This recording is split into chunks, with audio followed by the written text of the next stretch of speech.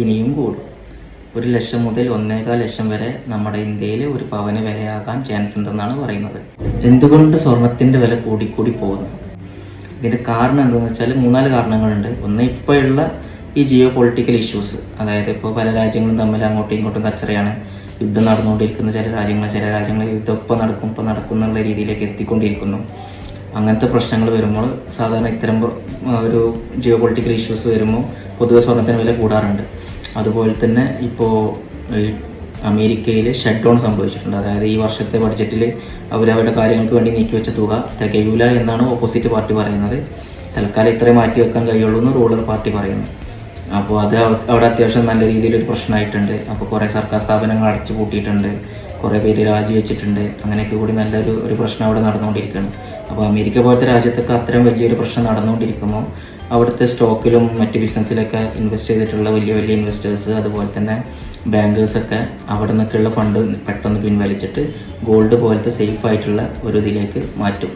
കാരണം സ്വർണ്ണത്തിൽ എപ്പോൾ പൈസ ഇട്ടാലും നഷ്ടം വരില്ല എന്നുള്ളൊരു സേഫ് ഹേവൻ എന്നാണ് ഗോൾഡിനെ വിളിക്കൽ തന്നെ. അപ്പോൾ അത്തരം രീതിയിൽ നല്ല രീതിയിൽ ഗോൾഡിന് ആൾക്കാരെ നല്ല രീതിയിൽ ഇൻവെസ്റ്റ് ചെയ്യുന്നുണ്ട്. അതൊരു കാരണമാണ്. പിന്നെ ഡോളർ ഡിമോണിസേഷൻ എന്ന് പറഞ്ഞ സംഭവം കുറച്ചായിട്ട് നടക്കുന്നുണ്ട്. അതായത് ഈ ക്രൂഡ് പോലത്തെ സാധനങ്ങൾ മറ്റൊരു രാജ്യത്തു നിന്ന് ഒരു രാജ്യം വാങ്ങുമ്പോൾ മുമ്പ് ഉപയോഗിച്ചിരുന്ന കറൻസി ഡോളറായിരുന്നു. ഇപ്പോൾ അത് നേരെ ഗോൾഡായി മാറിയിട്ടുണ്ട്. അതായത് ഇപ്പോൾ ഇന്ത്യക്ക് സൗദിയുടെ കയ്യിൽ നിന്നോ റഷ്യയുടെ കയ്യിൽ നിന്നൊക്കെ ക്രൂഡ് ഓയിൽ വാങ്ങുകയാണെങ്കിൽ എത്രയാണോ അതിൻ്റെ വാല്യൂ അതിന് തക്കതായ സ്വർണ്ണം അങ്ങോട്ട് നൽകിയിട്ട് തിരിച്ച് ഓയിൽ വാങ്ങുക. ഇപ്പോൾ ആ ഒരു കാര്യം നടക്കുന്നതുകൊണ്ട് ഒരുപാട് രാജ്യങ്ങൾ സ്വർണം നല്ല രീതിയിൽ വാങ്ങി ഹോൾഡ് ചെയ്യണേ. ഒരുവിധം എല്ലാ രാജ്യങ്ങളുടെയും റിസർവ് ബാങ്കുകൾ നല്ല രീതിയിൽ സ്വർണം വാങ്ങി വെക്കണം.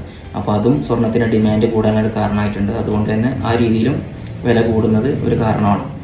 അപ്പോൾ ഇനി ഇത് എപ്പോൾ കുറയും എന്ന് ചോദിച്ചാൽ ഇപ്പോഴുള്ള ഈ അവസ്ഥകളൊക്കെ ഒന്ന് ക്ലിയർ ആയാൽ കുറയാം.